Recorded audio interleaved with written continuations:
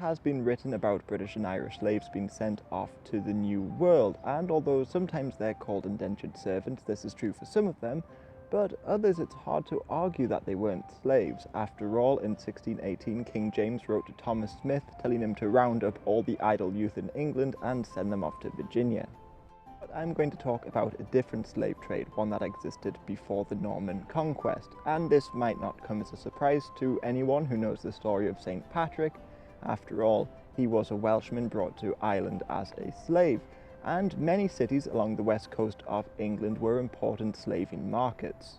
William of Malmesbury, for instance, said he went to Bristol and saw hordes of people all roped together and ready to be sold here in Ireland. Now, it was probably Dublin that they were sold to. After all, it had become an important trading centre after the Vikings were there. Now, the Vikings did take Irish people as slaves and send them elsewhere, but they also brought foreigners in, and the market was largely propped up by the Anglo-Saxons, who, according to some historians, had enslaved about 10 to 20% of the population.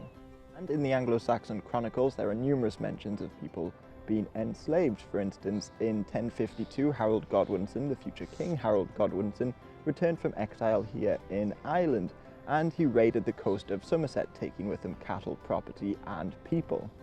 So it seems that many people might have lived in fear of just randomly being surprised in their coastal towns and captured and shipped off to Ireland as slaves. Now, it should be said that slavery did predate the Anglo-Saxons in Britain, but the Romans often criticised the British slaves for not being well versed in music, and when building Hadrian's Wall they used their own soldiers, so it wasn't to the same scale in Roman times as what it was in Anglo-Saxon times.